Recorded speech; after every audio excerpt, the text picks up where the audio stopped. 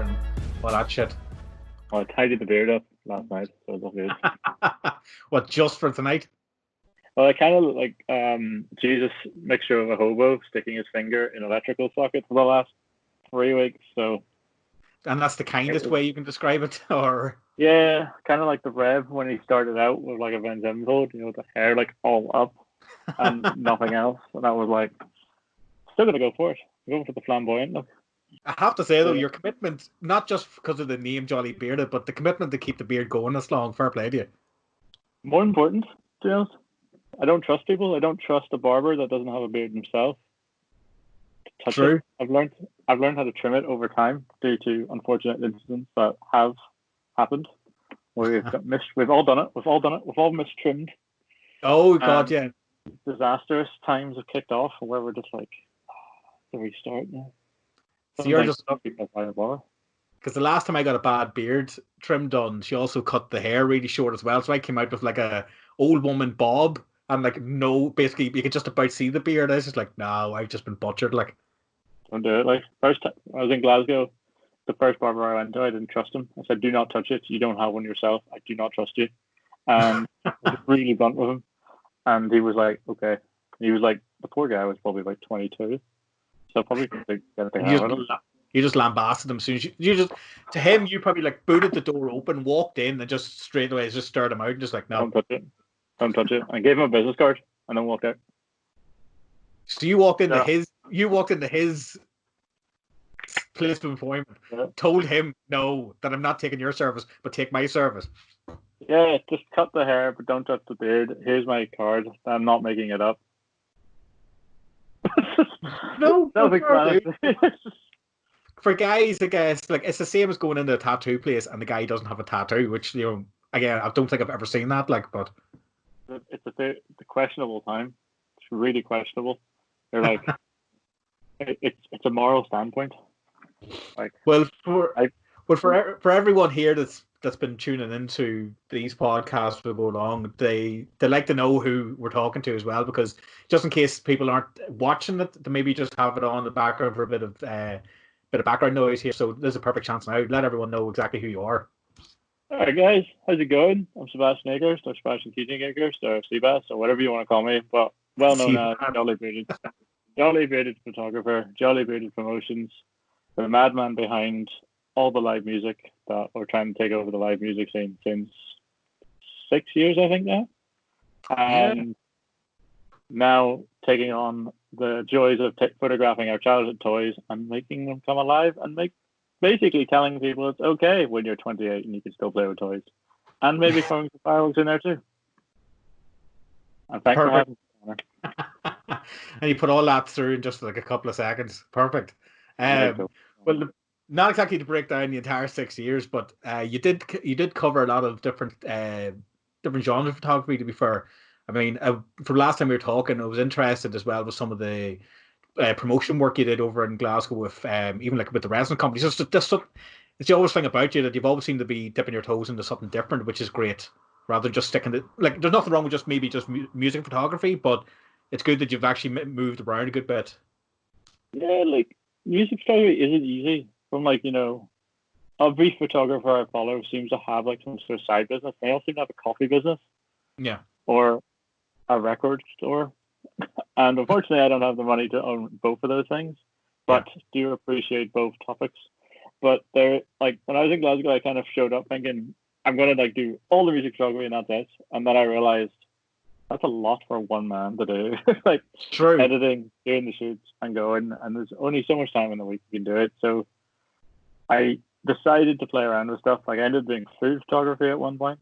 That was a very unusual one because I went to this restaurant. It was like a vegan, vegetarian restaurant, and I'm none of those things, but I appreciate the food.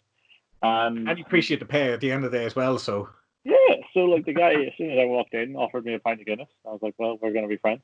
And his Guinness is vegan now. Yeah. And yeah, they've taken the fish supplement out of it. So I was like, fair enough, yeah. And he poured me a Guinness, and I had one. He's like, make sure you try some of the new food too. I was like, okay. Stumbled onto this, like, there was a staff do of that year, and I ended up drinking with them all night and playing hanging out with the Italian mad chef and telling him how good his food was, and ended up photographing and trying the food. And he was like, "You gotta try it too. How are you gonna sell it if you don't know what it tastes like?" And I was like, touche, my friend. So I ended up 3 pints of Guinness up, that, and I ended up in a Brewdog Brewery. Was back home by 8:30 that night with 50 quid in my pocket and drunk. But other than that, I did try some like black mushroom things. I was experimenting. I was shooting on a 50 mil, like a 50 mil food photography. That's not easy.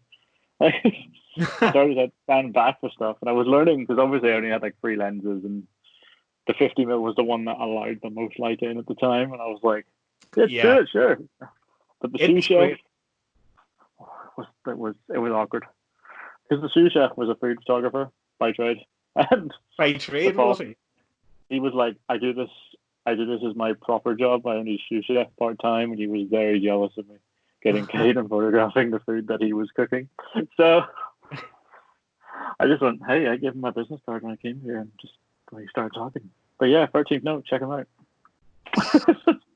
So yeah, that's an earlier kind of project that you're working on. I mean, when it comes to bands and stuff, did you have any particular ones that you knew yourself that you wanted to photograph, or did you just want to go for a particular style of music? Or the ideal dream is, as a metalhead, you will agree with me here. You have that dream that you're gonna shoot your favorite band, and you're like, at the time, like I was going through a Black Stone Cherry phase, like a serious Black Stone Cherry phase.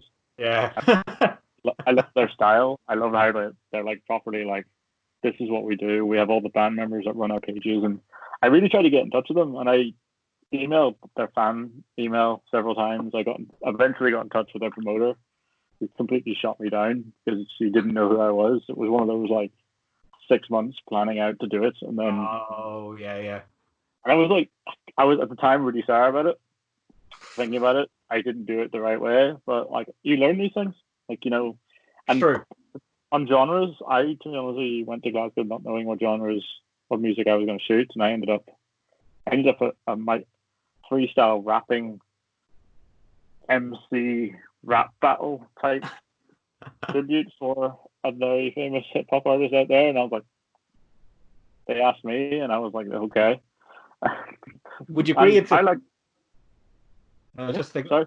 Would you think it'd be Would you agree that it's better in that situation to be a bit more flexible with photographing other types of music, because it is a challenge when you're photographing any live event, but especially with music, because you have to take in consideration either you're in our opportunities to shoot these bands, we're not really getting on the stage, we're not getting full access, so it gives its own challenges. So do you reckon it's probably better for a lot of people maybe to try other styles of music, just to broaden your final pieces, you know what I mean? Like, but just to get some broader experiences. I would because when I started in Ireland, there was a lot of like I shot a lot of guys with acoustic guitars, and we all did a great job. Like, I was lucky enough to be on the radio with you and Jerry, good old Jerry Connolly. Good man, Jerry. I ended up hanging out with him a lot, and we photographed a lot then. And then the blues festivals were like you photographed a lot of different styles of guys. Guys that liked the camera in front of them, or guys that didn't like the camera in front of them. Yeah. And then when you do the hip hop stuff, you kind of have to think of other things. For example, they're not playing guitars, they're not playing drums really on stage. They're more just rapping to a backing track. Yeah. So I find photographing the decks and trying to photograph stuff that made them individual, and trying to find stuff that would fit in with them. And it's a challenge, but different lighting as well for different shows. So different venues have better lighting than others. So that was a fun experience all the way around. Because let's face it, we all love our lighting. You'll probably know. I was just about to say, you'll probably know the torture. I remember photographing a gig here in Uri, and for the entire night they had the big strong red light on the whole way through it, and it's just photographing any band with really a lot of red going on. It just saturates the fuck out of the photographs, and it's one thing as well. Like going to a venue. I guess if you can get ahead of time and know the bands that you're photographing, you'll even know the songs, so you'll start to go right, at certain points in this song, this guy's going to be more prevalent, so guitar, I know where to move around. But if you've just been handed, I'm sure you've done the same as me, you've just been told maybe the night before, come down and take a few photos for some bands, and you're standing there amongst everyone. You've never heard the band. You've probably never even been in the building before, and you're just thrown the fucking deep end. So yeah, but I like that. I like that challenge because when I went to Glasgow, so backstory, I moved to Glasgow for 3 years and came back. But like when I moved to Glasgow, I just went, like I gave out the range of my business cards and just went, this is what I do. I even went the first gig I did, photographed all the bands there, and we met two of the members that were playing that night on the street, and they were busking. Yeah. And I remember going up to them and throwing my business cards at them and basically saying, this is what I do. And they're like, we actually have a gig tonight. And I was like, cool, I'll go. And I walked the whole way to the venue without getting the subway or the bus. And the venue was a jazz bar in the west side of Glasgow called Duke's Bar. And it was a really nice bar, but it was so cramped.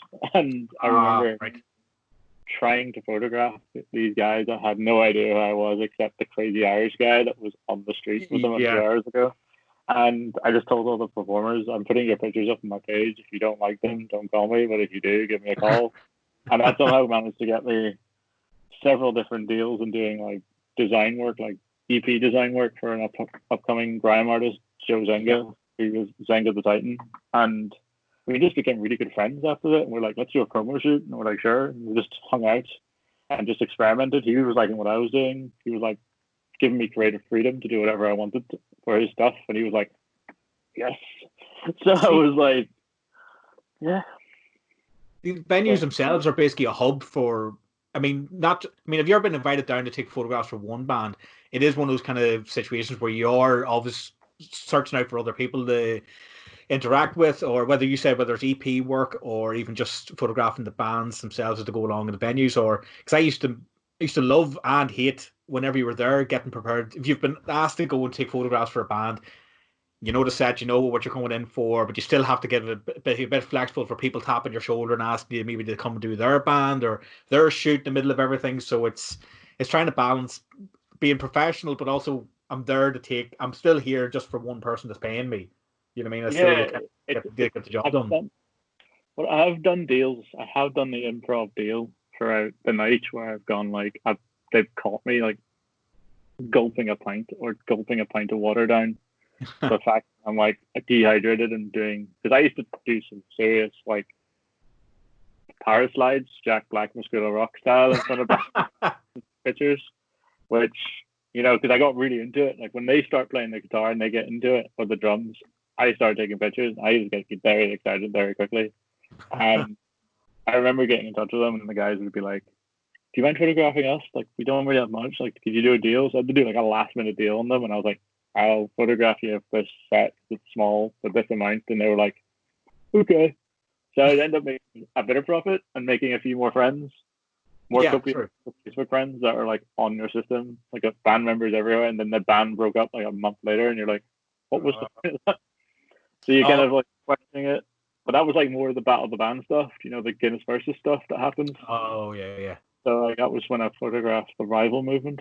So I ended up photographing like three of our bands that night. And I was like, I came down for the one band, but okay, sure.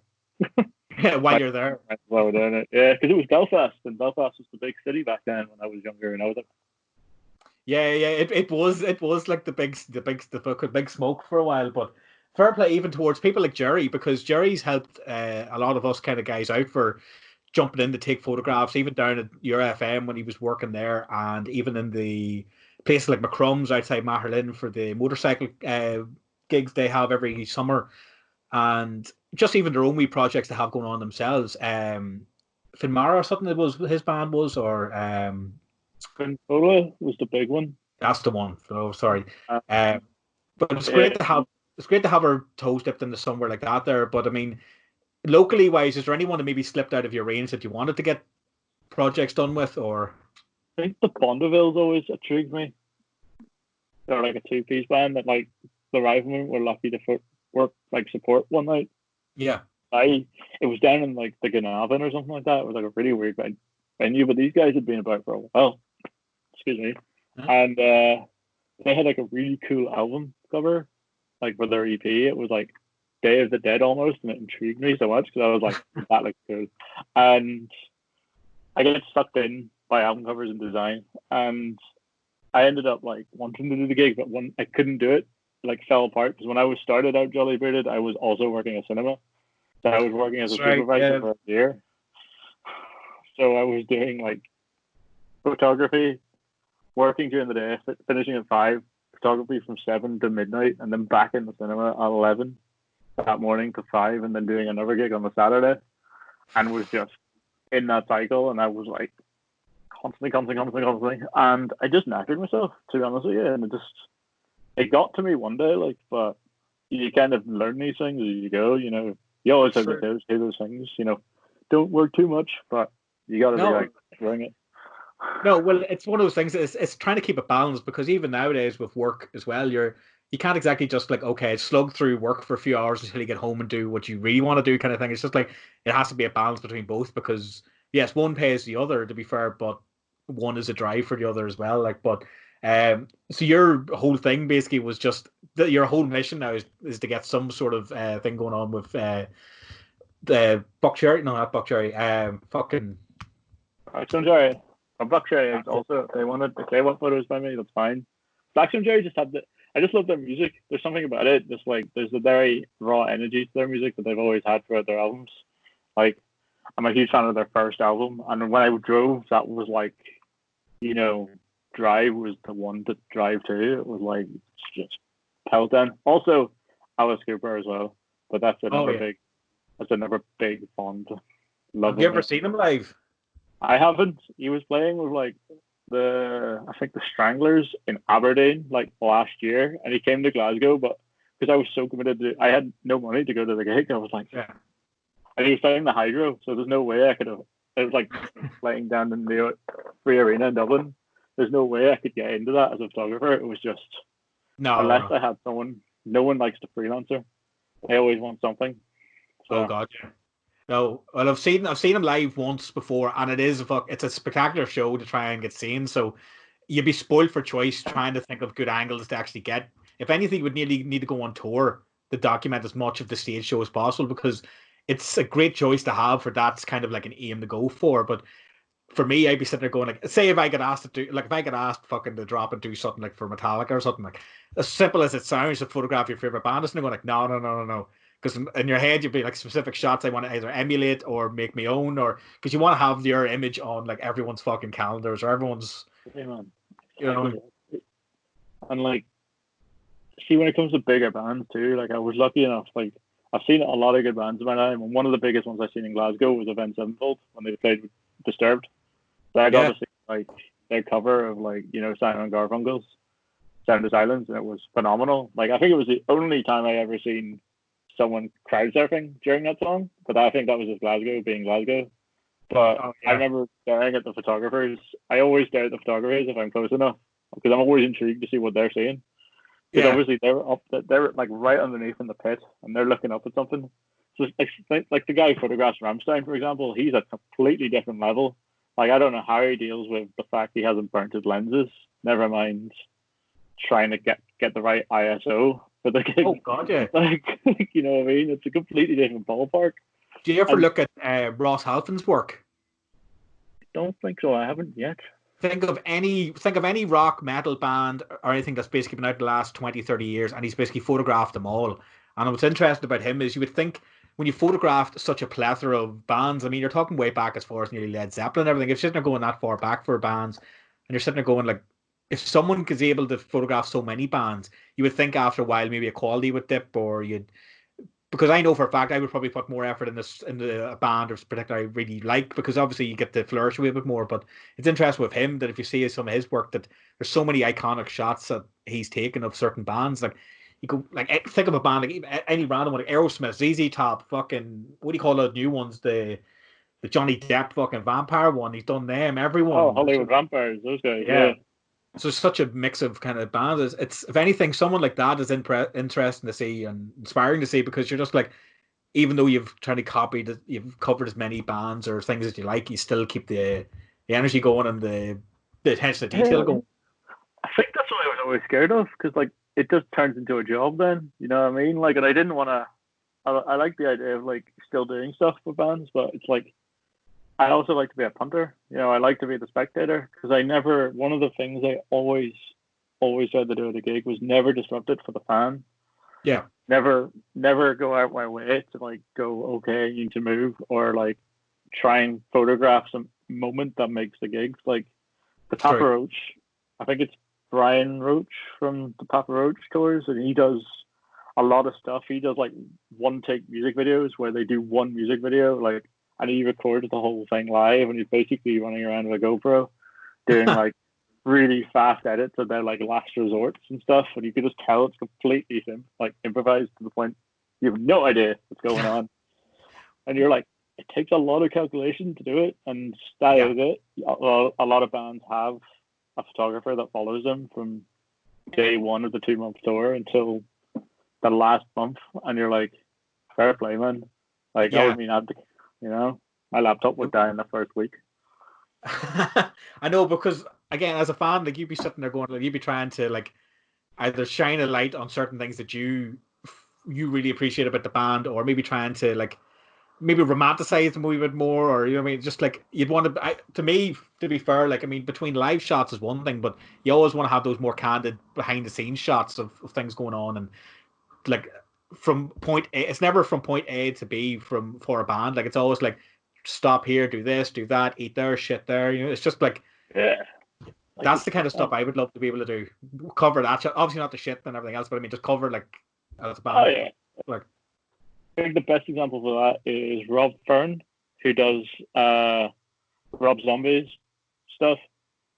I just assume Rob Zombie just photographs everything himself, to be fair. Like, no, it's Route 66, Rob Fern. He's the guy who owns the coffee shop and the record store.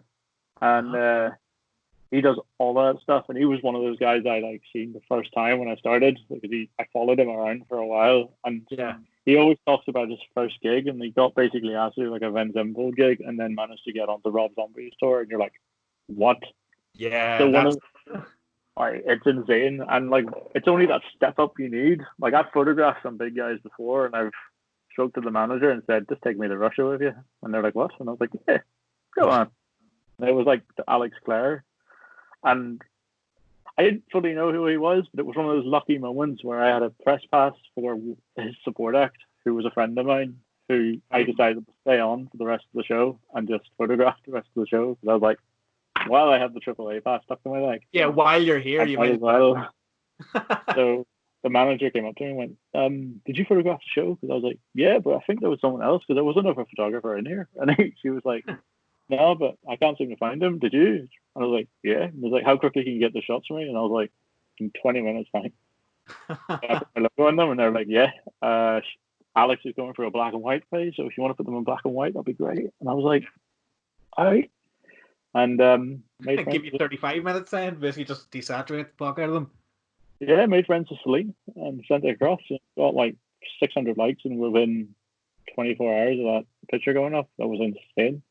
I reposted it, but didn't get as much. But you know, I know, but it's still there. It's still, you can still have that badge of honor like for that. But it's, do you ever get? Here's a random one. Do you ever get this whenever you're photographed, especially for live gigs?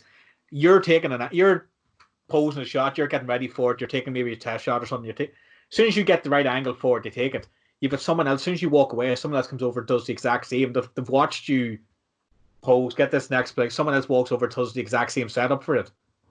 Yeah, in smaller venues, you kind of get that. And I've been asked the question before when I did like a small interview in Glasgow with a wee charity, and they went like, do you ever get annoyed at other photographers? And I was like, the only thing that annoys me with other photographers is if you walk into my shot. Like, I do not mind you like practicing around or talking to me or asking me for a bit of advice. Like, I'm more than happy for you to come up and talk to me. Like, I'll learn off you as much as you learn off me. Sure. But for someone to walk in front of my shot that ruins it, I literally internally scream. It's like a mic stand that won't move, and you can't do anything about it. Like, you know what I mean? But it's like I said, small venues, you're going to get that. You know what I mean? You're going to get repetition in some pictures, and that's where you try and find the small things. Like, you probably noticed in some of my earlier stuff, I photographed like effect pedals and like beats, because I was trying to like photograph what the band said to make that pitch, make something associated with the band. So yeah, it happens. For people that for people either that aspire to do kind of like live photography in those situations, or people that still do it to this day, would you have any advice maybe for anyone, even if just simply as just being more patient? Because for me, it's definitely one thing is obviously you always think you're prepared, but there's always maybe a chance that maybe another battery pack, another card, another this or that. But is there anything you'd maybe give anyone for advice for it? 100%. Always prepared for the unexpected, and sometimes the unexpected is something that's going to completely knock you off your feet one night, and you're going to have a night where you're going to absolutely hate it, and you're going to think it was one of the worst nights ever. But then, like, when you're friends with the band, it's a different story, because obviously, you know, you've got to be kind of almost their cheerleader, almost in some ways. And I've had nights where I've had really bad nights, and I've gone like, "What the hell's going on here?" But that was because I couldn't maybe get the ISO started. Like when I started doing gig photography, I used to use the film. I used to like record and like take pictures while I was recording a film. Oh yeah. But it was like an old bridge camera that didn't really have the same effect as a DSLR. So I look back at those pictures now and I go, and they're pretty naff. I remember looking at them going, "These are amazing." But I was like, you're building up to something. You can see if you look at it, you could build up to something. That's why I don't understand people that go from doing free gigs to one big one. Yeah. You have to go into every venue that has lighting that's like that. Oh yeah. Lighting that's like that, or lighting that's just like one side, and you could photograph half the band but nothing else. And sometimes the bands don't respond. They're annoying ones too, and they're all very excited, but maybe something's happened with the sound and they're not happy, and like you kind of have to kind of work with them. And yeah, it's all unpredictable. It's unpredictable, and that's what I love about it sometimes. It also terrified me. Like it's, you know, especially when they're expecting something. That's probably the worst one. Like, don't be, as much as we've all been told don't work for free, and I've watched it a lot, and I disagree with people saying do stuff for free. But if you don't feel confident enough to like charge for a bit of cash, and then you don't do a good job, don't be annoyed at yourself if you've done something wrong. Like it's like trying to explain how to change your ISO and settings when you're in a dark gig. You can't do it. You just do it out of impulse, and once you do it out of impulse, it's fine. Like I've given myself concussions before on gigs, and that was a fun time too. But when I look back at it, I'm like, you're an idiot. Like, but no, I think you're right. It's between having the time in your spare time as well to practice and learn the feel, you know what I mean, with equipment. Because sometimes there's shots I've taken before where it's way overexposed. It's, you know what I mean, I didn't get the f-stop right or something. But then again, it's given an effect that's different than what I maybe would have thought about taking myself. So what's that Bob Ross saying? Happy accidents kind of thing, you know what I mean? Like sometimes, I've had that very experience, you know, when you do overexpose something. And I remember I off the music stuff, I ended up doing photography for Insane Championship Wrestling in Glasgow. Yeah. And I remember one of the guys that was wrestling was one of our pals, and it was like a charity thing, and we're like, cool, let's go. Like we got free tickets to go in anyway. And I was like, can I photograph things? And they're like, yeah, sure. Like, sure. And I was like, all right. And this is in the Barrowlands in Glasgow, okay? Like you're surrounded by very big guys who are into their wrestling, and they take it seriously. And I'm walking around the crowd with my DSLR, freaking out that probably something bad's gonna happen. At the same time, ready. And I was like, all gonna be in the ring, but no one told me there was an orchestrated moment of when they're out the ring. So I followed the kerfuffle like a school fight. And someone hit me just before I took the shot because they were like under two spotlights, and I was like, perfect lighting. Someone hit me, and it hit it to like TV mode. So so I took the picture and I looked back at it, and it was like a really slow exposure shot of him just about to punch him in the head. So it came out weird, and I was like, this is experimental, but we'll do it. And I basically put the saturations up a bit so you could see Barrowlands behind it, but you could also see the faint outline of two wrestlers fighting each other, which was one of the most artistic shots probably of a wrestling match you've probably ever seen. But hey, Bob Ross's happy accident. Gonna happen. Don't delete everything on the night. Just give it a try. Put it into Photoshop and see what happens. definitely, because I've even had that recently. There's a few shots I was taking for there was a planetary alignment a few weeks back, so I was up till like 6 o'clock, 7:30 each morning, just getting ready for it because you know what I mean. You have to put the dedication in. You're going to be up all night, like. But there's so many like what I thought were test shots end up being the best shots the fucking night because to be fair, because of cloud coverage, you're only getting about 10-15 minutes of a clear shot. So take a few composition shots just to get an idea of what's going to be in frame, then start messing about with ISO and all the likes. But in that time for me setting everything up, doing the test shots, I probably had about 5 minutes left to try and take some more. And for days I started messing about in Lightroom of the photographs I thought were the fucking shits. Nope. And it was just one photograph sitting there that actually worked. It had everything in frame that I was looking for. The planets themselves weren't overexposed. The moon wasn't fucking drenching the light out of everything as well. And it's just like, out of those 2 or 3 days worth of photographs, one fucking photo worked. It's just, it happens. You can be as prepared as you want. Like, I mean, I'm sitting there going, tracking the moon by minutes, how long it's going to be in the sky for. I'm looking at weather forecast. I've been practicing the camera the last few days with different ISOs and fucking f-stops, getting the proper lens ready to go. And you've got a 10-15 minute window and one shot works. Like, it's mad how sometimes it works like that and sometimes works your favor. But as prepared as I think I am for most of these things, there's always something on the day. You're just like, why didn't I have this? Or why the fuck am I sitting out at 5 o'clock in the morning at a graveyard because it's the only place nearby for a decent shot? Yeah, like, you know, we all do things for our art, and like if like I have a thing when I did the live stuff, I used to edit what I would turn into the picture. So I'd look at the picture and go, okay, I'm gonna maybe edit this in this way, so it's not the end of the world. So it'd be like I would look at it and like put my thumbs over the screen and go, okay, that's a good square. That's good for Instagram if they wanted it for Instagram. Like I would do weird Rayman things. Like the way I describe it is that you kind of have to like, okay, look past it. It's on a small LD screen. It's going to be on a 21-inch monitor in the next 2 hours probably, and you're going to try and edit it at 3 o'clock in the morning. And then you're like, okay, let's work with this. And sometimes I've taken 130 photos at a gig night and somehow had to say to the person, I'm giving them 50. And I've gone, okay, I gave you 75 because there was a few more that I just went, hey, have them. Oh, yeah. You're like, fair enough. Like, don't ever plan to take 50 photos and that's it. That's one thing I would tell. Don't. Oh, yeah.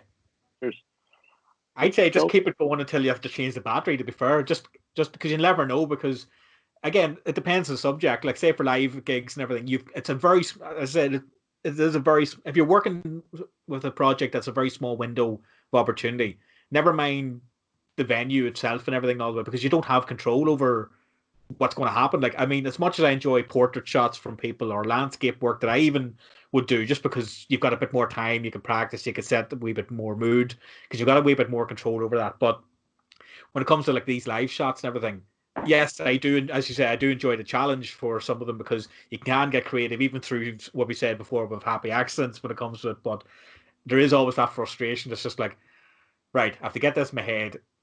I'm going to have, like, this is my chance. I've got a 10-15 minute window to work with here.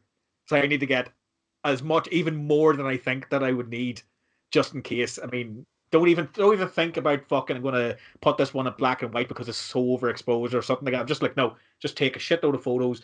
And the only advice I would give someone that you've known to yourself as well, is take that time from when you've done the photos to actually look back at the photos, because on the day you're probably sitting going delete, no, don't need that, or don't need that, or you just like you'll actually, if anything, you'll inflate your frustration because you've been frustrated from the gig trying to get that. You look at the photos straight away afterwards and you're just like shit. I think like I think the first piece of advice, or not even advice, when I told someone I wanted to be a gig photographer, they said to me, how much dicks are you going to suck? That was the first thing I was told, and I was like, it was a challenge. Like after that, you're kind of like, okay, I'm just still going to give it a try. But when you're doing more professional stuff, when I did the Alex Clare one, I had a window where I had to do I had about 2 songs and that was it. I wasn't allowed to photograph anything after that. That's why if you look back at the old pictures of people playing in smaller venues, they're literally sweating through their clothes because they've been told that there's no photographer being told to stop. So they're just photographing, like, for example, like the Ramones in the first gig they did, they're all like Oh But yeah, now, if you look at the later on in life, they've got all looking good. Oh The yeah. photographer's been literally yanked back. And I remember getting told by the bouncer, okay, you've got one more song, and that's it. And I went, okay. And to get that one shot they used on the Instagram, I just hunkered down and like the thing that I predicted something, and I was like, something's gonna happen here. Yeah. I just snapped the picture, and the lights just went like that, and like got it, and it was like one of my favorite shots of the night, and still look at it to this day, going, that was 3 years ago. Like, you're still fucking mourning that one out. I've still got the AAA pass stuck in my closet. Like, you know, I've kept it. I was like, this is the first one I ever had. So I was like, hell yeah, let's keep it going. So I think to summarize all that is, don't go prepared. Don't try and get everything you can. Always charge your batteries. If your camera fucks up like it does sometimes, try your best. Don't cry. Canon, if you're with Canon, because Canon's the best. Yeah. You can get like a really, really good repair service, and you can send it away, and it gets repaired. Yes. All right, that's the sponsored ad out of the way. So also, to be fair, the Canon strap looks nicer than the Nikon strap. It's just the yellow and the red colors. I just like the difference of it. Exactly, and it's easier said. There you go. To be fair, but again, you're living up to the title for Jolly Bearded there. But when it comes to because of what's going on at the minute, lucky enough for a lot of people like yourself and other content creators I know, not saying that hasn't affected your output of fucking photographs and everything, but at the minute, I think you're lucky enough that you can actually flourish a wee bit more with what's going on with the action figures. So, I know I've asked before, but just for everyone else here that might not know or what's going on with your page or how to follow it, like where do you find yourself going now with the shall we call them dioramas, or what do you have a term for them? A weird one to describe because I'm still kind of figuring it out myself. If that makes sense. So like, when I was in uni, I did obviously all the toy stuff. That kind of wasn't really dioramas. It was more dissecting war photography and toy photography, and then putting it together to make one big magical explosion. And now, since I've moved back, I've had a bit of time to kind of recharge my energy a bit. I've kind of been building up the idea of combining different toys from different universes. So you've got like Deadpool high-fiving Harley Quinn. It's like, it's basically creating scenes that you would love to see in the big screen or in comic books or anything. And I started doing dioramas. In like the latest stuff I've done, I made like a full-on underground layer where I had like made money out of it and like this. And I know the attention to detail you did in a lot of these pieces is ridiculous. I mean, I know you. There's links here we'll be able to put up as well for people to see examples as well, and obviously as well, everyone, if you haven't already done by the time you watch this podcast, obviously get on and yes, I mean the details are all there for you to fucking check this out. So curiosity, go down the fucking rabbit hole with Sebastian here. But it's exactly what you were saying about like having different people coming over from different universes. Like I love that shot that you put up there about a week or so ago of the Jurassic Park mixed with Star Wars kind of stuff. Yeah, man. Coming off and shit. Like to me, as I said, anything Jurassic Park, I'm straight away for. Like that was it. I did it. It was a super Stormtrooper challenge presented by a photographer I follow, Sir Dork, on Instagram, and he's from like America, just outside New York, I think. Please, if you watch this, Jared, don't sue me. But he really like kind of inspired to do just like community challenge for other toy photographers. So I decided, okay, let's try it out. I immediately went on eBay and bought some Stormtroopers, some Lego Stormtroopers, as we all do. Then dug through my old Lego collection and found this other Stormtrooper. And I was like, let's do this. And I like the idea of like the Stormtrooper ended up on the wrong planet at the wrong time. And even though it was my dad's parsley patch in the vegetable garden, that's what the trees were behind it, and it was like building that idea of you want to have just mix it up.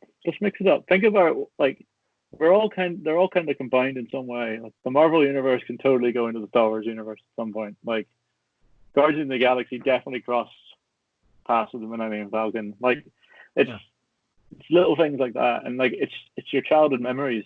When you're playing with toys, you didn't care what universe they were in. True. You didn't care what was going on. And one of the analogies was like, for example, a ruffled up bed sheet could have been like a mountain peak for one of your action figures. So it's like using your imagination to build little things like that. So it's kind of, I'm still, like I said, still working on it. I'm still confining it and making me sound like a bit more like a university Wenger in some ways. But yeah, that's really it. But well, my question I'm glad you like that. Oh man, I've loved them because not even just for having the like, oh, I recognize that toy, I know that toy, or beyond that, the way the attention to detail for posing them, the quality of the color, especially on a lot of images, is really well done. Especially with anything that comes up green is popping. It's great. It looks great. I don't know whether you're putting water on it first or anything to really expose it, but over anything when you're scrolling through your page. I mean, it's very attention grabbing. I like it. Do you know what I mean? It's just every picture is a different kind of pose. It's not that you're following the same stormtrooper throughout different things. There's a different story each time. Like, so what I want to know as well is, or do you have predisposed ideas that you want to cover, or is it literally you pick up a toy and go, I can fuck about with this on a few different things, or is it a mix of both maybe? I do have the Treasure Cove that is like my holy Bible, but it's one of the Moleskine storyboard books that I've had since uni. That has got scribbles, sticker notes pointing at things, going like, "This is it," and it's like top secret. Like, not a few people see them, and to be honest, if people did see them, it would just look like me going a bit crazy with a Sharpie. Yeah, it's just, we all have one, and I've got stuff in there from when I did the toy project originally, and I've got ideas that I never utilized in that toy project, so they might come out. We don't know, but okay. The idea with the Stormtrooper ones kind of came to me because I had the Velociraptor looking at me. Yes, I had the Velociraptor sitting on my desk underneath my desktop, and I was like, no worries about that. What are you doing? And I was like thinking of maybe having it chasing him on the desk to make it look like it was combining like that whole idea of Toy Story and real life coming together. And I was like, nah, let's put him in a proper setting. Like, let's put him in like I said, the cinematic setting before. Yeah. And like, you would love to see that on the big screen, like a pack of stormtroopers getting chased by a Velociraptor, especially in the size differences. But as strange as the situation would be, say stormtroopers and velociraptors and whatnot, it's, as you say, it's still within the realm of, if you think of it more like the way you used to approach playing. You know what I mean? I mean, as you said, like no character was off bound. I mean, like for us especially, like we grew up with sisters and everything, so their Barbies were getting destroyed by Action Man on a regular basis. You know what I mean? They were hostages in situations. Yeah. You know what I mean? So everyone did go down that route. I mean, like any car, any vehicle you had, you fucking checked everyone in your toy box who fit in it, regardless of it came with it or not. You're sitting going like, right, this is now this car. It's just shit like that. So it is cool that you're touching back on that. But again, it's you do have that kind of luxury of being able to control the shoot with these situations. So I think having that control in this project is just giving you more options to fuck about, because that's what I want to tech. Whenever it comes to you setting up these, obviously you'll have the figure or two in this situation, and you're looking around for locations. You've picked out, say, like your father's plant pots, everything's set out. But whenever it comes to it, I mean, like how many like angles? Like sometimes you'd be maybe taking it from so many different angles, or if it doesn't work, or do you get frustrated in any of the setups? Or one of the setups that really frustrated me the last few days was swing stormtrooper swing. That drove me absolutely wire, wasn't it? Yeah. It was. I made a swing out of a piece of cardboard and some thread, and like tied it up onto a branch, because I'd been talking to my dad the day before and seen the branch and went, "That's good enough for a swing for a toy."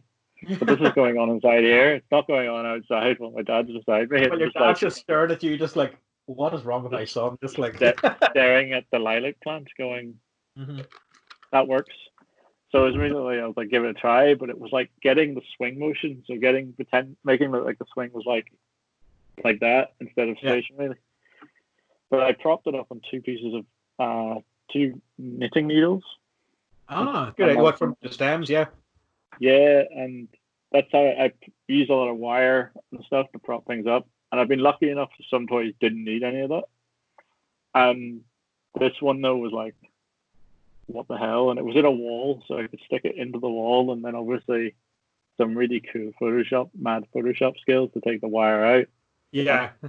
It just trips you out when you see it. But like that one and Darth Vader levitating one of the stormtroopers drove me absolutely insane trying to do. I was just like, it was just getting the stormtrooper angle right. So it's like trying to get enough wire to stick into the stormtrooper figure to like move it. I thought it was like a paper clip that was undone that you used or something to hold that one up, because I saw the other shot, which is again another cool thing that I don't see too many people doing, that would have pose photos for, say, like cars or for anything else.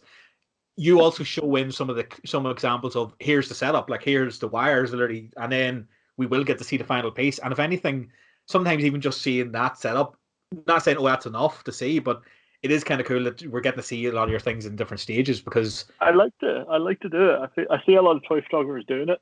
They always do like a behind the scenes. Yeah. And like some toy photographers I've seen have like pretty much like £100 setups that are like proper backdrops and everything and proper lighting, where this is kind of like, we've all tried to make a stormtrooper jump for 2 seconds on a camera without wire, and it really does challenge it. Like there's some figures that stand up perfectly and they're like, okay, this is it. Like this is the one. And when I started out doing it, I may have just damaged a few toys I bought, like in one of the early shots I did called Backyard Brawl, Wolverine versus Executioner. Wolverine got some severe modification to get him to look like he was in the air. Like he got a drill in the crotch that had a wire in his crotch that kind of pulled him. And I didn't think it through, to be honest with you. Like I was like, there's much more easier ways to do this. Like, without having to drill through Hugh Jackman's fucking balls to keep him up. As much as we love the guy, yeah, he took a severe bit of damage, but the picture came out really well. But again, it was a different type of wire. It was a pole, and it was like far too much to Photoshop. So you try to use as little wire as you can, or try and cut most of the wire out behind things. Yeah. So it doesn't look completely Photoshopped. Does that make sense? No, true.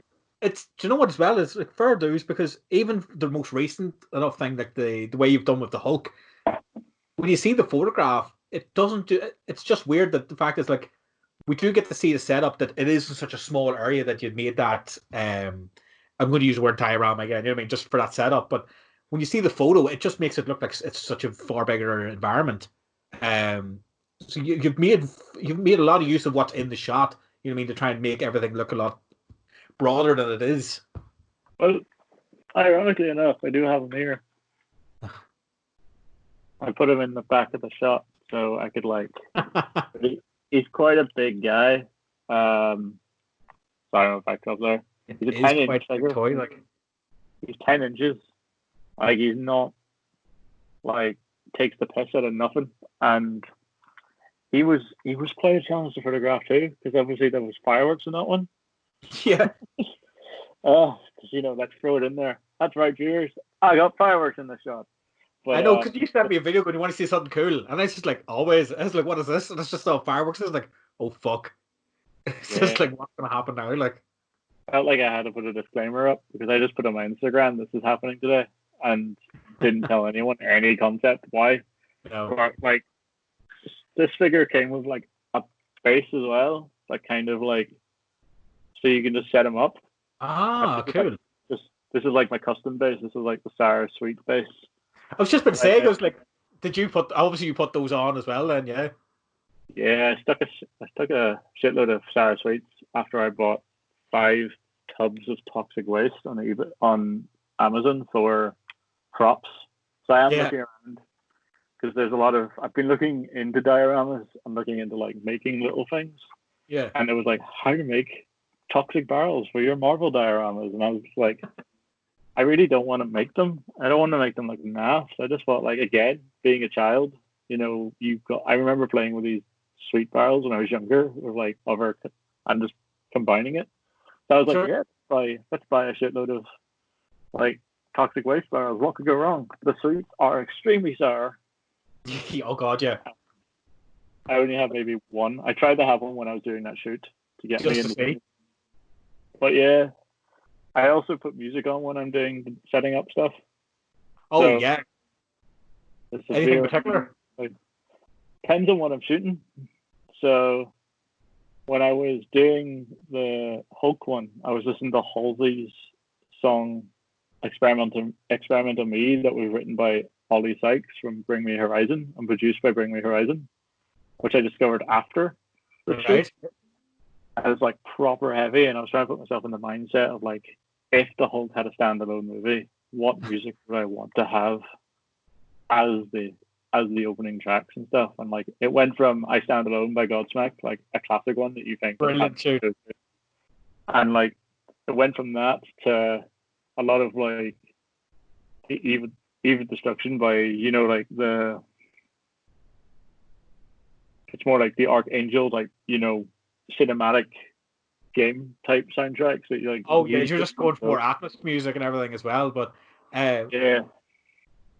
How long from you coming up with the idea or even getting the figure to actually getting the thing finished? Like, how long does this usually take you? You say like a day or two, or what is it? Or well, the Hulk one was a plan I had for fucking ages, and I couldn't find a Hulk figure anywhere, and I was like, I need a Hulk figure for this, and I was like, I could do it with other things. I could do it with maybe a different figure, but like I was like, no. Toxic Waste Suites and Hulk seemed to work, so I kind of was like determined to do it with a Hulk figure, and I had the Hulk figure from the end of last month, and it's been sitting there, and it was the idea was set up, and I was just like setting it up, sticking Toxic Waste Suites there, going, okay, this needs to happen at some point. And I bought the fireworks off Amazon. Yeah. Like crackling balls. Yeah. And they were really weird to play with because I'd never played with them before. And I've only seen videos again with like Sir Dork using them. And I was like, I have no idea how this is going to turn out. Yeah, it could have all just went off in one, like, you know what I mean? So yeah, and it's like going back to like, you know, don't be prepared for as much as you can be prepared for. Like, again, fireworks, be safe. Don't singe the beard. Don't singe the hair. Try not to singe the eyebrows off. All those things. But these ones were like really quick. Like they were like, that was it. That was how fast they were. And I went through 6 of them. And I took so much shots, and I just kept photographing it. And I tried to overlay them in the shot. Oh, right, so, cool. And that was a challenge because I was like, this is a new one for me as well. I was like, what is going on here? Because obviously it was a lot of black. I needed like a black background. Yeah. To make the sparks come out, and then but I ended up on one side on the right hand side. I ended up photoshopping a bit more firework into it from another picture. And I've got another one I want to share up soon. It's just literally an explosion of firework in front of the Hulk's face. Like it's just sparks. Yeah. The camera's fine. Of course, yeah. The figure's fine too. There's a slight scoring in the base, but like, it's you know, battle scars from what you do. Did you at least put on like fucking plastic glasses or anything for this, or? No, definitely not. Not any bit of health and safety whatsoever for it. I just told my mum and dad to keep the cat inside and the dog inside and don't go outside, and reverse my mum's car back so I wouldn't hit her car with any sparks. I was like, I don't want to hit your car with any sparks, and I don't want to kill the cat. So true. But yeah, that was an interesting one. It got a lot of reception. It got a lot of good reception, as you've seen. Oh man, is that actually himself that like that, or like? Yeah, it's the one and only. It's the official Lou Ferrigno Instagram page, and I nerded out quite significantly. I was going like, this can't be real right now. Like this really can't be. I thought Mark Ruffalo liked it too, and I found out it was a fan page called The Incredible Mark, and I was like, I was so annoyed. I was so annoyed for Mark Ruffalo because I was like, someone just took the ultimate name for his Instagram. Yeah. Oh, did they? Fuck. Yeah. The Incredible Mark. Like, come on. Like, and so when Lou Ferrigno liked it though, I was like, this can't be it. Like, I know. I couldn't even believe it because I didn't want to be the fucking ball buster to go like, is this actually real or not? I didn't want to be that dude. Like, but because I'd already seen didn't Toxic Switch repost her picture as well? Yeah, they reposted it and didn't say a single thing about it. They just reposted it word for word. Like they have my thanks to my best friend who bought me the Hulk figure and everything like on there. Instagram now, and they're like from Indianapolis, and it's like, so I did tweet them. I tweeted them saying, "What do you think of this, guys?" Tagged them in it, and the kind of, I think they were getting the hint that I was probably trying to get their attention, possibly. And maybe, you know, if they want to give me a surplus of toxic waste while I'm doing stuff, I'll happily do more shots of it. So see, like a box just arrives. Between that, to be honest, like, if anything, I'd be asking for the fucking firework company to send some more, because that'd be something I'd love to do. Of all those kind of things, like blowing a few things up, great, like pure Sid out of Toy Story shit, like. Well, I did tag the firework company on my Facebook page. Yeah. I was like, thanks you to Trafalgar or Fireworks, and then in brackets went crackling balls, like just to tell you which one I was using. If you would like to send me more, but like I tag everyone. I tagged Halsey in it too. I'm still waiting for her to respond. So I remember, who was it before is on your hit list basically to get attention from, wasn't it? Hugh Jackman, Ryan Reynolds, and who else? Margaret Robbie as well was there. That's right. I also did go for a phase of trying to get Mark Hamill to get back to me as well. That's going to be a tough one, but that's going to be one you'll get framed. You know what I mean? Yeah, like I tweeted Ryan Reynolds personally when I put up the Backyard Brawl, Deadpool versus a Ninja Turtle, Raphael. Yeah. Because Raphael decided to play with Deadpool's katanas and he wasn't happy about it. That was it, and that was some severe wire work there, because like Deadpool's literally hanging over the edge of like. That's right. The head's like right here. That's the one you got framed there recently, wasn't it? There was something that right, but yeah. That's Harley Quinn. That's right. That was a Valentine's Day shoot I did for Harley Quinn, who Don't Lose Your Head pudding, because I tried to make a 3D effect. So the head's taken off the figure, the head's suspended up, and the body's suspended up in the air when Harley Quinn's standing. And it was the windiest day I decided to do the shoot. I don't know why. It's the windiest day. But yeah, that's the one I recently got printed, and I'm like overjoyed by it because it's currently over my bed right now. That's the one to remember, because when we were talking about you were on the verge of getting a lot of things framed, because it was a few weeks ago when all this lockdown crack was only really starting. That's when we got a good catch up for what projects you've been working on. But for everyone here that's been listening and continuing to listen and everything as well here, so without obviously giving away too many ideas, what do you think they should be expecting from you going forward here? Keep going. I'm going to be getting more prints done. I've been successfully got some stickers done, so I have like an official sticker now that I can like slap on the back of a print. That basically, it's my egotistical side coming out. That basically says, if this sticker isn't on the back of a print of mine, you've been photocopying my work. So it's this simple 8 centimeter by 8 centimeter sticker that I'm slapping on the back. But I am starting to frame stuff now. Yeah. Kind of the idea of having stuff like out and having it physical, as much as I love my online followers. Cheers, guys.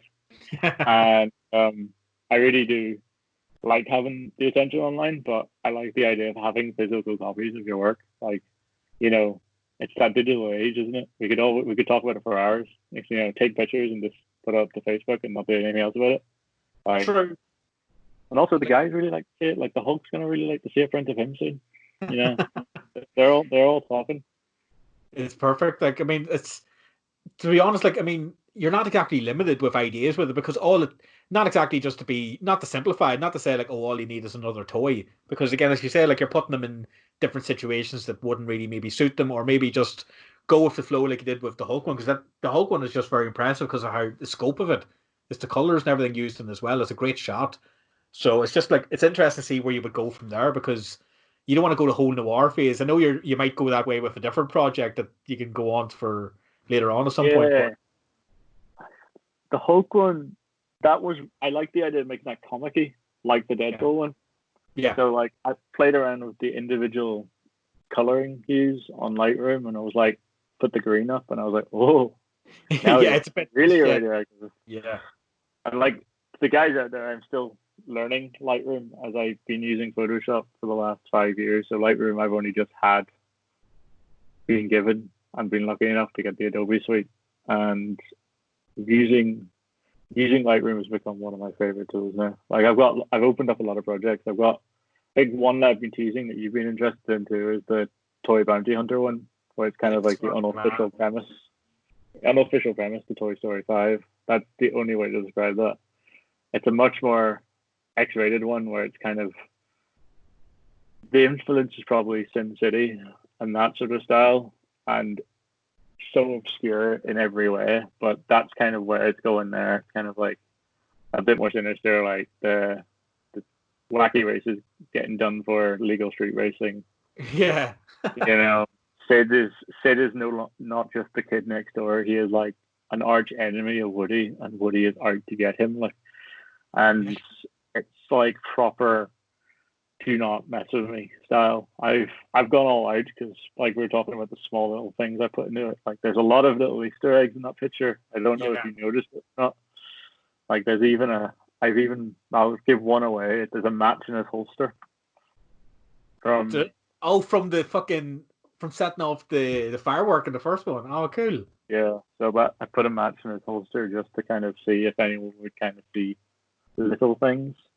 Yeah, I was looking out for all the different posters because you've got ones for the teddy bear from the third film. You've got the what do you call it, the wee fucking the claw aliens and shit and all, and the wanted posters, and then Dick Dastardly, and it's so, as you say, like I mean, the best thing about these kind of photos that you're putting so much detail and so many other wee Easter eggs. Like even for me, like I've seen some of the wee test shots you've sent here and there, but I wouldn't even have noticed that thing about the match either. So it just means I'm gonna have to sit back and really examine it next time to find all these extra wee bits. Yeah, that's why I like big posters. That's why you like big prints. Like that's why the Hulk is like I took that on the 1018, you know, so it's kind of fish-eyed. And like it's the most wide angle I have, so I was like playing around with it. I was like, we need to get the full Hulk in this because like, there's no way you can cut him off. Like, no, and you don't want to have to go so far back to get everything in as well, because then it just worked. The composition for it, and for most of the stuff I've seen so far, it works. You're working within any limitations because the more elaborate the set gets, the more time you're going to set everything up, the lighting and everything. So it's just you're keeping control, but you are still expanding on what you're doing and everything. So a few ideas I have that are kind of really extreme ideas that involve our famous Buzz Lightyear, and like it's the biggest figure I'm trying to shoot. Yeah, because to be fair, like I mean, they're probably like the fucking size of that. They are big figurines, like. Yeah, like Buzz Lightyear's I think about 13 inches. Deadpool was 6 inches. A lot of the figures I get are 6 inches, and obviously you've got the smallest figure I've done is 2 centimeters. Like that was something else. That was like the Major Tom stuff I did. That's another project I'm creeping up on. There's a lot of little projects. I don't think they're just projects. They're just different stories that I'm telling randomly different times. There's no organization of when I'm posting them, when I'm doing them. It's just when the creativity hits and when I'm like, I'm not forcing that, so I can't do it now. No, it's even the same approach we take ourselves, because we'll have ideas for setting up a podcast to talk about X, Y, and Z. The usual ones we would do, the bi-monthly ones or so forth. But then we'll have, okay, maybe a commentary track we want to do about this film in between.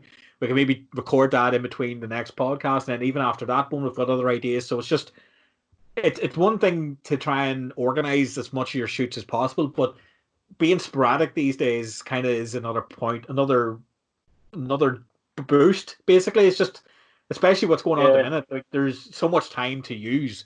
So again, you jumping out of interest. I mean, sometimes you get frustrated working on one project, you jump in the next one, or as you say, I mean, you pick up another figurine, or you'll try it in another environment, or it just seems to be your projects are evolving in it. So I wouldn't be worried about jumping in and out of them so much. Like, no, I got carried away with Deadpool when I got him because I opened up an eBay account a few months ago. Dun dun dun. I know, and then just start filling the trolley up every day. Yeah, I've got like that's where I got the Stormtroopers from. I bought them because I was like I had none. I was so shocked I had no Lego Stormtrooper except one. So I was like, that's fine. Yeah, just one little lonely trooper, like from the Attack of the Clones Lego series, and I was like, "That's by Deadpool." So I bought Deadpool, and he was like £19, and he came from Japan, like with proper Japanese instructions. you can change his eyes in them. You can like change his hand expressions. Like you can do a lot with him. But he does have moments where his arm will just randomly fall off during a shoot, and it just like, and you're just kind of like, come on, what's going on here? But like he can properly. He's got abs. Like he can bend over. Like it's weird. Like, so it's pure posable to what's the points of articulation? Is that what's called? Yeah, you can get that kind of idea that you want to do a shot, and you're like, that's it. And to make him look like he was falling over one day, I had to pretend what it would be like if I got hit in the head of a giant wooden hammer. It'd be like that. Try it out. It was like the head comes out like this, the leg will come out, the arms will come out a certain way, and it was like that was a challenge because it was, like I said, the windiest day of all. But I did manage to get a Valentine's Day card out of it that I made, and so I was like, juggle it as much as you want. But yeah, that was. Yeah, that's probably one of the most challenging. Fireworks coming. Smoke bombers are coming too. So. Well, I want to know one last thing about it. I want to know, when's the fucking Jolly Bearded action figure coming? Because I'm expecting that's the next part, to see an actual figurine of yourself involved. One of these days, maybe not in so many of them, but at least a one-off. Just get like some sort of figurine that looks like you put them in one of these dioramas. That's what I'd be interested in seeing that. I fucking love that, man. Like, I know you can get your own action figures made. It's a thing. But I was really not a preach to, get a birthday present or a Christmas present. I would really love it to be a gift from like a toy company. They'd be like, thank you so much. To be gifted to you is like, we've made this official fucking Jolly Bearded action figure. His own mini DSLR and even like a mini figure of a figure that I photographed. You want a weird conception. So you want not even just the action figure, you want the full accessories kit. You want what, like the fucking helicopter, the speed bike, all the fucking vehicles, the whole lot. I want the super Jolly Bearded quad bike. Like the Spider-Man quad bike that you're like, oh god, yeah. But you still want it. You still want Spider-Man to ride a quad bike through the streets of New York, because let's face it, the streets are clear, right? Well, with our effort is basically just getting like an action figure. We're just going to sellotape your face onto it. It's just like, will that do? Or yeah, that would work. Like just a old passport photo. I'm totally down for that. Like this fucked up new doll. Yeah, like little things like that. Like I have a few ideas of kind of pretending like I've got like some sort of class of 2020, and it's like all the toys are photographed, and they're all that's kind of cool. And then like I'm standing there like Photoshop in, holding my camera like a principal, like those really old school formal photos. Like but like I'm still learning Photoshop after almost 9 years. You never stop learning. You never stop learning on things like Photoshop, even between Photoshop, Premiere, fucking even Lightroom and everything. Like you never stop learning things, because again, you never stop learning it as long as you evolve what you're doing, because you'll always have there's different parts of each software that you use for certain things. So to hear that off you is great to hear, because for a lot of people I know to say they've mastered it, I'm sitting there going like, yeah, you might have an understanding of Photoshop, but I mean, there's so many different functions on that fucking software you'll never use for until you use it for one thing.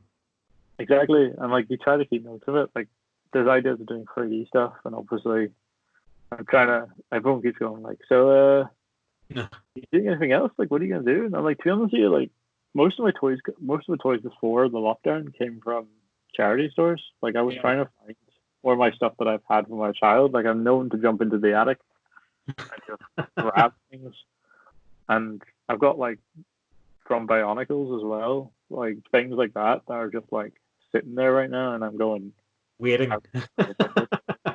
Like that was the original idea for the Jurassic Park one, was to have him getting chased by one of the Bionicles that turns into like a spear, and I was like, nah, it needs to be a Velociraptor. it looks it's just humorous as well whenever you look, because of the size difference as well. It's exaggerated even more with the mini figure compared to the big Velociraptor. Well, the Velociraptor figure isn't as big, but compared to the Lego figure, it just adds this extra scope to it, which is kind of cool. That's it, man. I've tagged Lego in several things. Like, I'm still waiting for them to come back. And like having like going back to celebrity tagging, like any superhero I use, I will tag the celebrity in it, like, and just see what happens. So I'm like, you're in lockdown now. Come on, you can see things. I know. Like, it's the kind of hope you can have something like that, but you know, again, I'll just have to say, I am tagging all the tripod companies I'm using as well.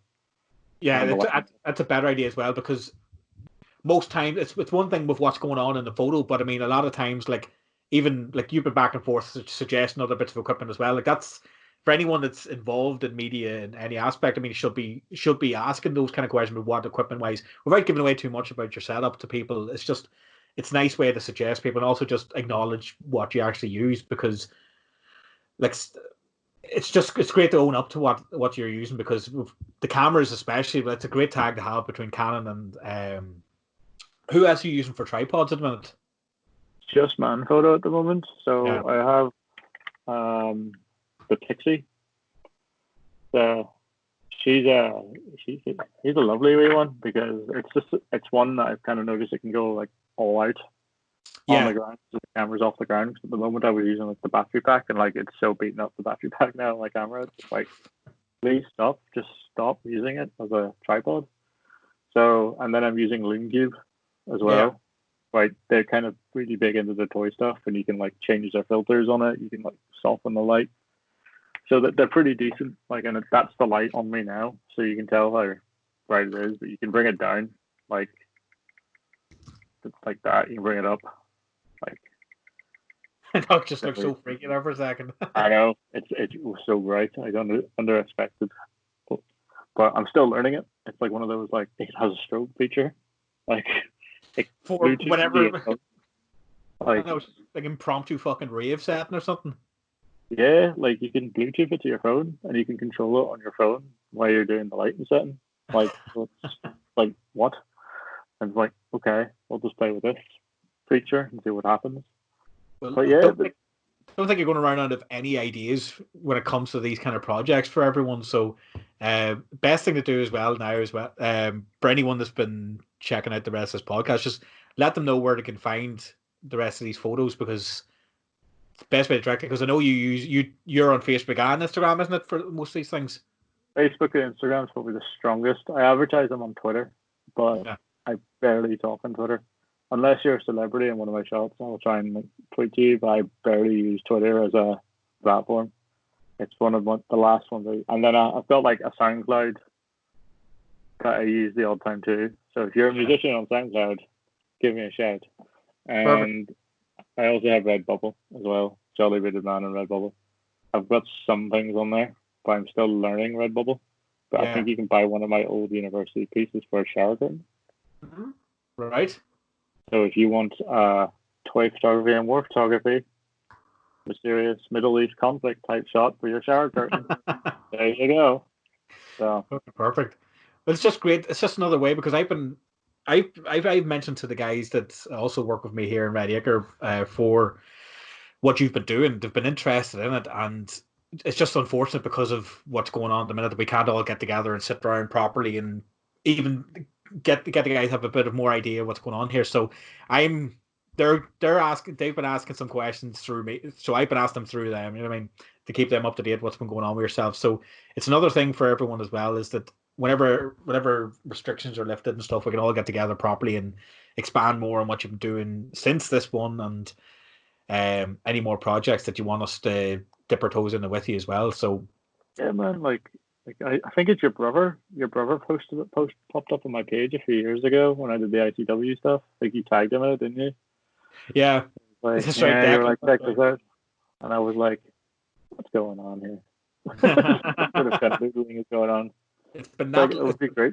We've been waiting that long, like, but it's just one of those things. We have to work with our restrictions at the minute for not getting together, because us guys like sitting around here in the studio and going over whatever films and TV shows and random shit that comes to mind. So there'll be more of that going down whenever this is lifted. So you'd be more than welcome to join in for this kind of stuff, because the guys are really interested in what you've been doing. So it's a great way for you to come on and explain what's been going on, what you're doing, because they're asking me about some of the setups and everything, and I don't exactly have the answer. So at least now I can just point to look. There's a whole fucking 1 hour, 15-minute documentary with the man here, so you're set. Like, I love your setup in there, by the way. oh man, but like I thank you. can see the subtle images of Metallica creeping up everywhere. Besides just the tattoo and everything as well, like, but tattoo, yeah, anyone, right. If anyone sees bright light and coasters and fucking. Thank you, Chris, for getting those ones. But yeah, there's besides the White Explorer sitting in the fucking background and more Metallica coasters in the background and shit. Like, but everyone knows this place from us putting up on Instagram. It's a designated space here for us to record in, and hopefully fill out more spaces around the walls with some more. Like, man, get your stickers up around the walls and get everyone else's things up just to fill it out a wee bit more. So, you're more than welcome anytime down in the studio whenever this shit's overdone with. Do you have a Jolly Rated guitar pick? Do you have any vintage Jolly Rated guitar picks on that guitar of yours? I don't yet, but I will be ordering some Red Acre guitar picks, so it'll be some your direction as well soon enough as well. So we need to get our own merch on the go again. So Austin merch are the ones to go for. They're like my best friends when it comes to merch. As soon as I saw the beer bottle openers, I was just like, yes, I'm getting those. I want the mugs, the fucking whole, just head to toe covered. Pens, like I wanted, like there's some crazy stuff like coloring books and temporary tattoos that I wanted to get. Like just imagine my little silhouette of myself behind me, like tattooed to like my back, and you'd be like, what? I love the temporary tattoos. If I could get one of JP's face, it'd be perfect just to get on someone's fucking. Oh, I'll have to look at that. Because we could do some fucked up things with that. Not for kids, obviously, like for grown adults to put it on them, like. That's it, man. Like I always joked about with getting a tattoo on like as a tramp stamp when I was doing the gig stuff, just for the fact I could just bend over and it would just advertise my business. Like, you know, like I've got it on the back as well. Yeah, but it's not.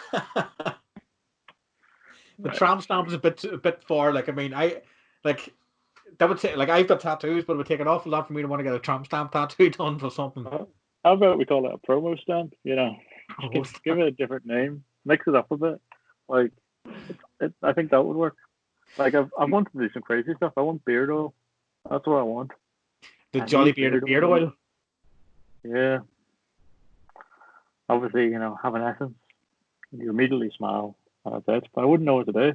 It would just because I've got all these hashtags that are totally ready for it. Like still working. You know, I've got so much beard oil companies following me.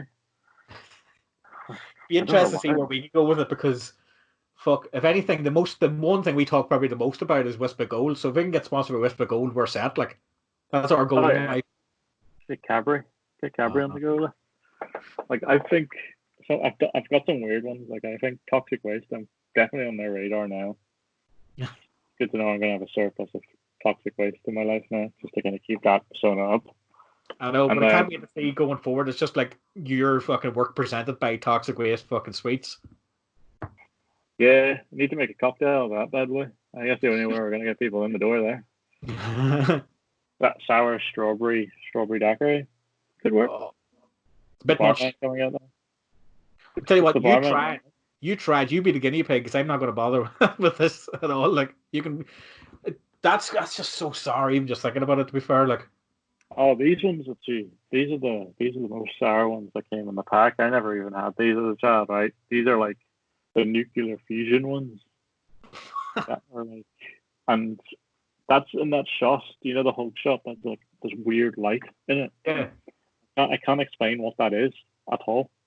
And I think it's one of the fireworks going off, but it looks like a nuclear explosion atoms going off in it.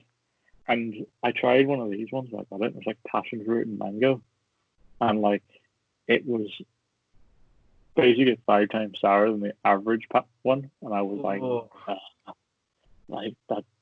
I love you guys, Toxic Waste, but man. Out of badness, I hope they sent you like a box just of those ones. I would love it, man. See if I got more barrels, more Toxic Waste. There's so much more I could do. And I just phase 2 is now. I've got a print hopefully arriving tomorrow as well of the Hulk. So phase 2 is tagging Lou Ferrigno again. Going, lad, it's printed. All he needs to do is send you his address, and you would gladly send it over to him. Not a bother, like. Yeah. Simple little just support. You know, I'm just a humble photographer trying to do his thing. Yeah. And I've got a really nice frame. It's going in. A really nice frame. Where are you going to set this one up though?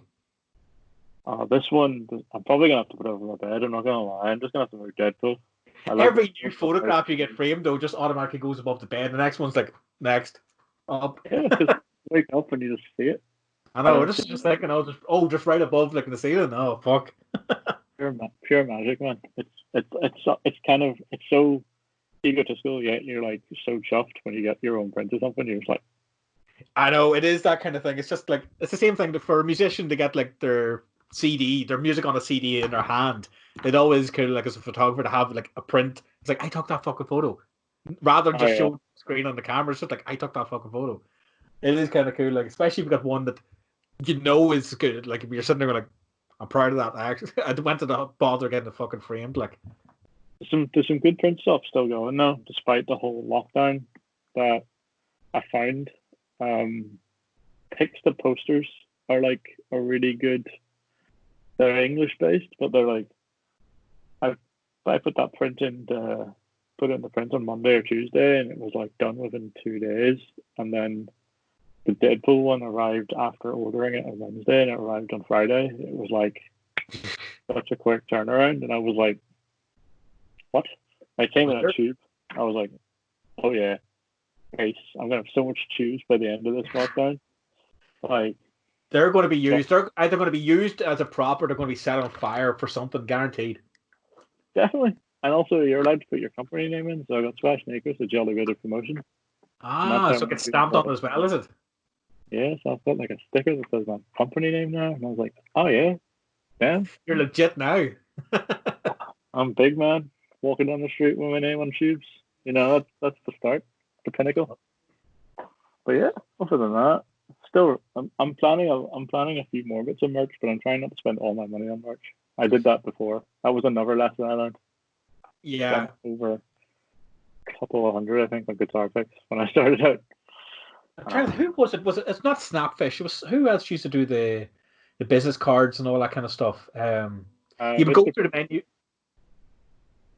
I think who did it? You used to get the business cards, and right by the end, they were like, "Oh, by the way, do you want it on a mug?" And then you're like, no. Oh, do you want it on a fridge magnet? Do you want this? Like right at the end, they kept giving you all these different options to also make these fucking things. What was it? That was Vista. Yeah, it's Vista Print. That's what it was. It'd be like, get like 1,000 business cards for $5 and free delivery. Great. And then by the end of the thing, you're like, do you want a mug? No. Do you want a keyring? No. Do you want a pen of it? No. Do you want this? It used to annoy the fuck out of me. Whereas awesome merch you go on to it, and it's handy. Like, I mean, there's so many different things I would love to get off it. Like, between like the coasters and lighters and bottle openers and shit, like, but you're right, you just don't want to get too carried away with it, like the only way, like I've been lucky to sell some of the badges to kind of make some profit back. Like I bought 70 badges when I moved back here with like the whole new design, because I was like, when I disappeared, I came back from Glasgow, I kind of went a bit quiet and then came out with this like whole dictatorship blending mode type neo thing going on, and I like it though. It's funky. It really went for the bright color look, and I remember buying tons of badges and going, "Oh yeah!" And the box was like this size, and it was like, just sitting there like reading shit. Yeah, that'd be the first thing you do. Oh, I tried to do weird promo shoots with the badge in my beard, like as a braid, and we all know the pain of trying to do that sort of thing.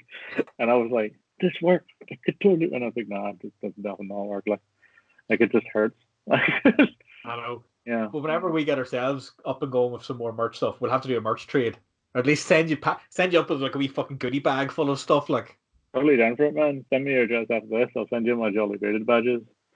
We've got a few left, so you can have one of them. Fucking perfect. That was inspired by the Peaky Blinders. I get weirdly inspired by certain things. I don't think anyone, to be honest, needs to ever question where inspiration comes from. Just go with it. If it works, it works, no matter where you're just coming from. Like, oh yeah, like, you know, still stand by my when I started Jolly Bird Promotions is like I was photography and then I moved on because I was like I'm doing so much more than just photography here, like, you know, and now I've come back to like my photography roots and everyone's like, so why are you still promotions? And I was like, I don't really know why. Jolly Bearded is what I'm kind of working on. Jolly Bearded is the title. Yeah. Promotions or whatever after that is just something.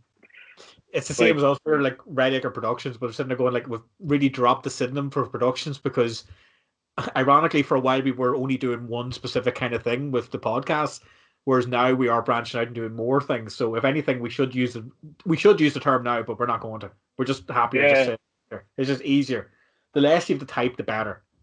I still plan to have it neon lights on a 50-story building somewhere, like, you know, that sort of idea is still there.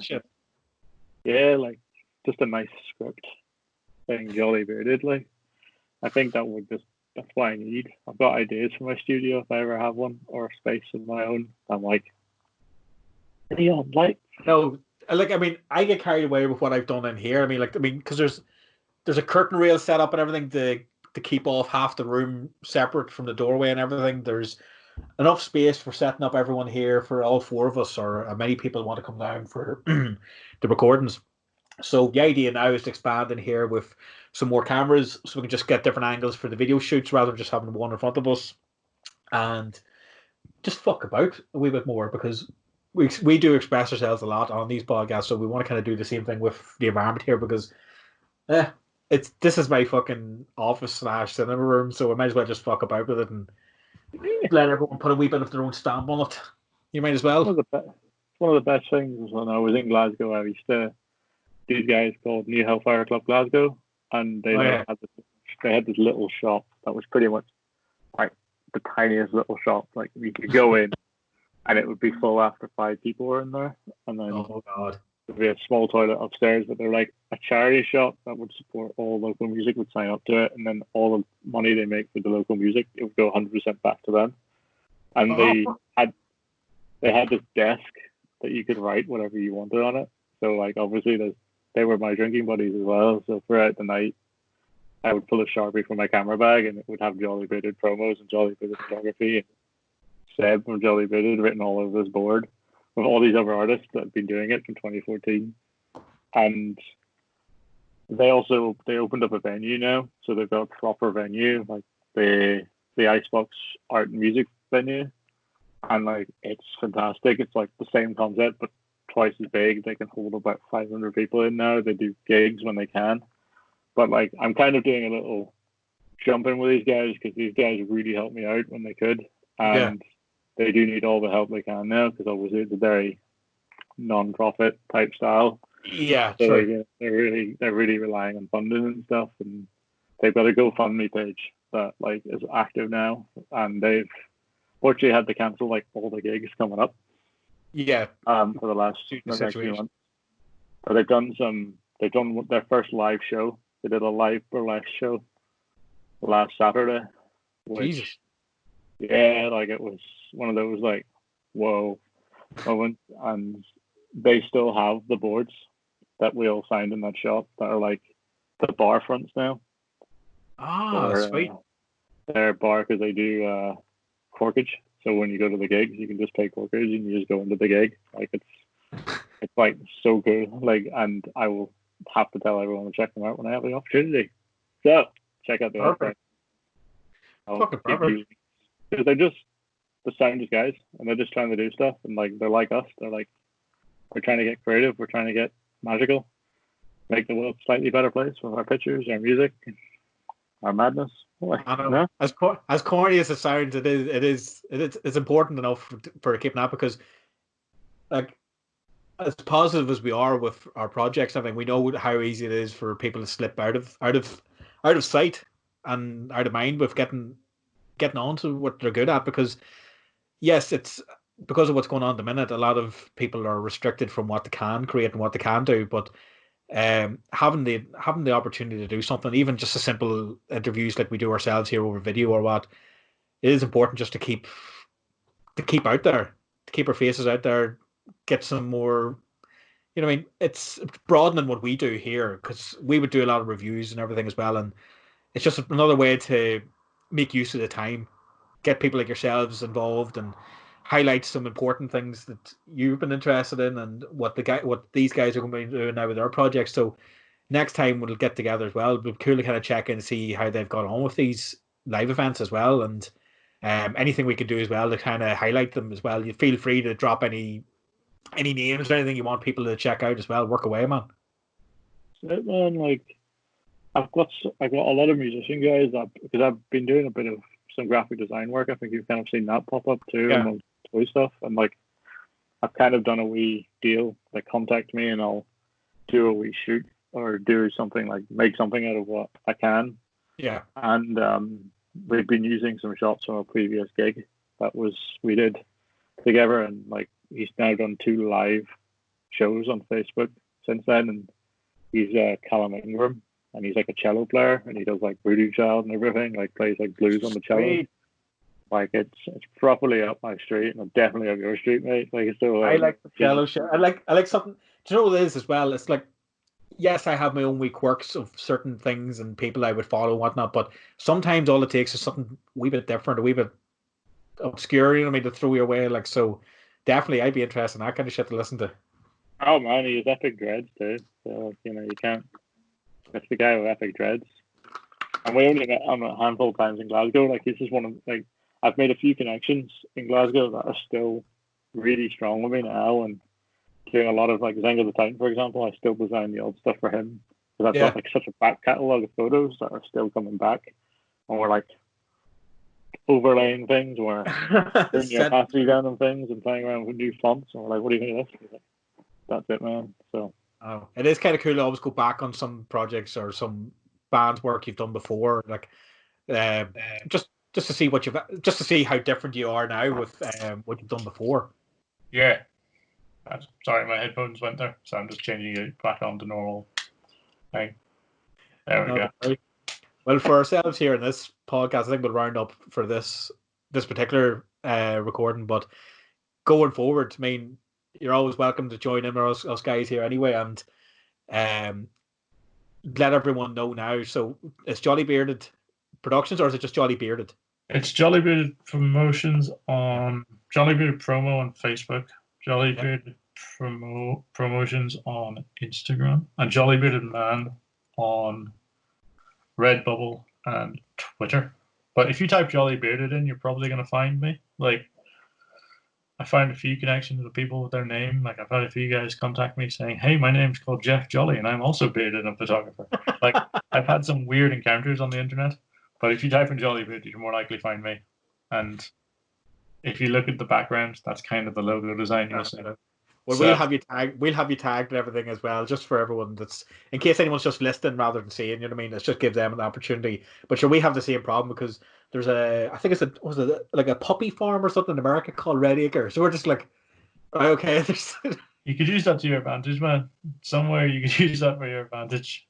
I know, but I'm just like, in my head, it would just go fucked up. So I'm just like, I don't want to be too bad with it. But I mean, funny enough, actually, down in the same street where I work, there's actually a house called Green Acre. So there's just so many different problems there when it comes to these names. Like, nothing's original, you know what I mean? Like, but well, seriously, thank you very much for coming on. Oh, thank you for having me, and for your patience, because I don't know if I addressed at the start there, but there was some technical difficulties this evening with it. But I'm glad you were patient enough to wait around. So I booked you in. I wasn't going to cancel you straight away. If anything, your remix song kind of helped because it just took a few minutes to think for a second. It's like, okay, now got it. Yeah, I don't understand that song, man. Like, to the listeners out there, like, it was a mixture between Queen, We Will Rock You, Prodigy, Breathe, Rage Against the Machine, and Rage Against the Machine. There's someone else on it as well. And Batarang by Skrillex, and it was just too much going on there. I was just like, what? And it was 4 minutes long. It was so condensed for 4 minutes. And I was like, like this hurts me. It helped me for some reason. That random mix of stuff helped me focus for a minute. I was like, hold on a second. I did send you one more though. I did send you Enya Sail Away combined with Smack My Bitch Up by Prodigy. That has been one of the best remixes that I've found on YouTube. because I'm kind of going through that cycle of like I'm listening to YouTube again and not Spotify nice. on my desktop. So I'm just like going to town and buying, like listening to random dance tunes. Well, I definitely check that one out because I think I can see my phone now with a few different messages on it, so I'll check that one out. I'll throw you a few different mashups we've checked out as well because it's one of those things like if it's done right, they're fucking brilliant. There's some mashups that are fucking shite, but we cut right down the middle, stuck together. Well, talk about cut. There's the opportunity now, so we'll cut on this one, but I'll keep chatting you after the fact here anyway. But thanks very much again, Sebastian. No worries, dude. Thank you, Conor. Thank you, boy. All right, let's see.